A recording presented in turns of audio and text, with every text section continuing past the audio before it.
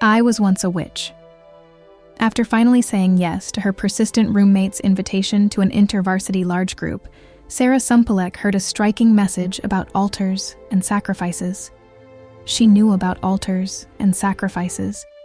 As a practicing witch, she had once set up an altar in her room, but the speaker talked about a different kind of sacrifice.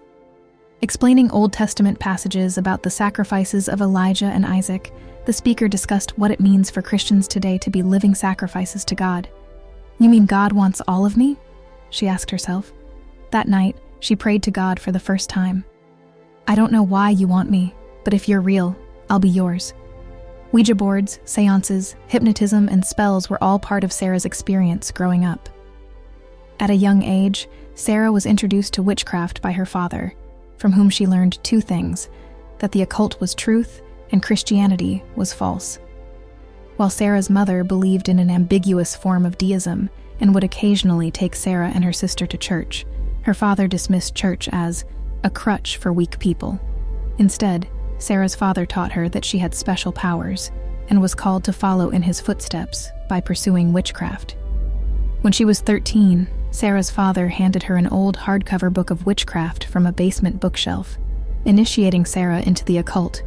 The occult, which teaches its followers they can change circumstances by invoking spirits and casting spells, was attractive to someone with a home life like Sarah's. Throughout her childhood, she and her family moved so frequently that, by 8th grade, Sarah had attended 13 different schools up and down the East Coast. Her nomadic existence contributed to feelings of instability, which were exacerbated at home by absent parents. And at the age of 14, Sarah's father engaged in an affair and became addicted to cocaine, turning her father's behavior erratic and threatening. Meanwhile, Sarah's involvement in the occult deepened. World of witchcraft. As a young teenager, Sarah began exploring witchcraft on her own by reading books on spells and buying crystals and incense. By high school, witchcraft was an integrated part of her life. Sarah set up an altar in her room, routinely invited spirits to guide her, and cast spells to change circumstances in her life. In her early years of witchcraft, Sarah considered herself a white witch, meaning one who does not cast spells to inflict harm. But as time went on, things turned dangerous. At the end of her senior year, Sarah felt a spirit was telling her that her only chance at a new life was to take her own life as a sacrifice. So Sarah attempted to commit suicide. Sarah drove her car, waiting for it to fill with leaked carbon monoxide. The next thing she knew, she woke up lying on the ground next to her car, where she breathed in enough fresh air to survive. Today, Sarah still doesn't know how she made it out of her car, but believes the Lord saved her. After her near-death experience, Sarah continued on a destructive trajectory. The summer before she left for college, Sarah moved out of her parents' house and into a boarding house. She drank every day and prayed to spirits on the beach every night. Having failed a second suicide attempt, Sarah began looking to college as a potential solution to her problems. That fall, Sarah left for Mary Washington College with hope for what her new life at college would bring. Bible study. A strange culture. When she arrived on campus, Sarah was placed in a room with two other girls, Kim and Stacy. Not long after meeting them, Sarah decided they were strange. For one, they had Bibles, and not only did they own them, they always seemed to be reading and bringing them wherever they went. "That was the weirdest thing in all my life," Sarah later said. Early in the school year, Kim and Stacy started hosting their freshman intervarsity Bible study in the dorm room, where the group would sit in a circle on the floor to discuss the Bible.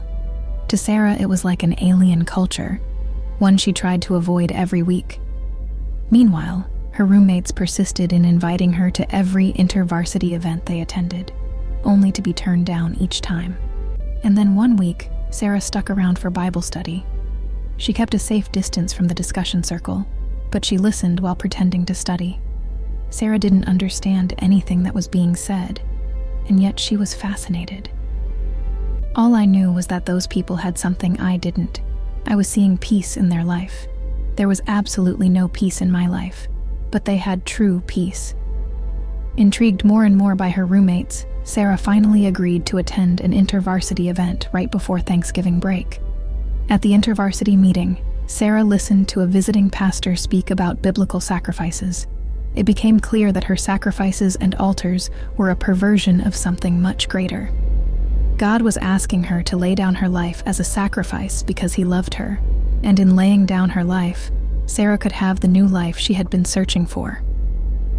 The message was entirely different than anything Sarah had heard before.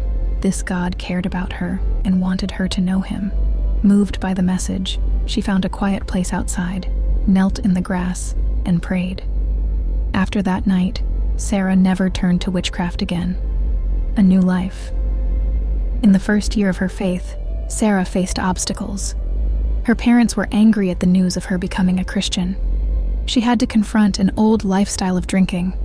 She didn't have any background in Christianity as a foundation to build on.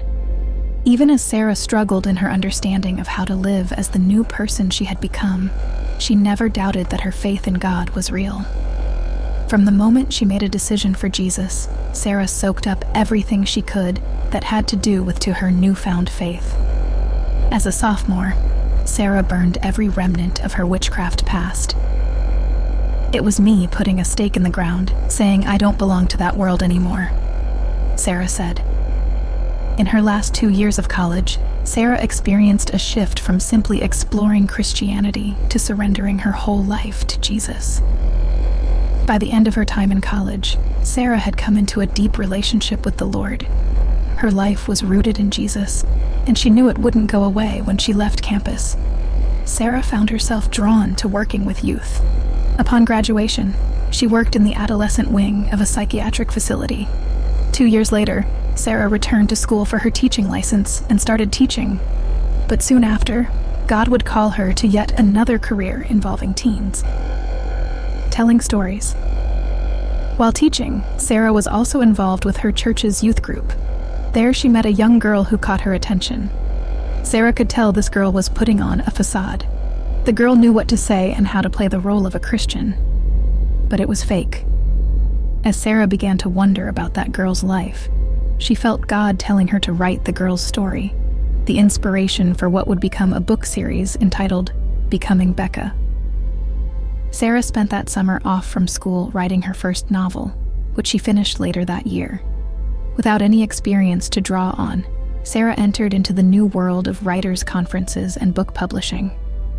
Sarah has since published 4 other books in the Becoming Becca series, which follows fictional high school student Becca Madison's experience dealing with family, friends, and faith. You can visit us at swissministry.com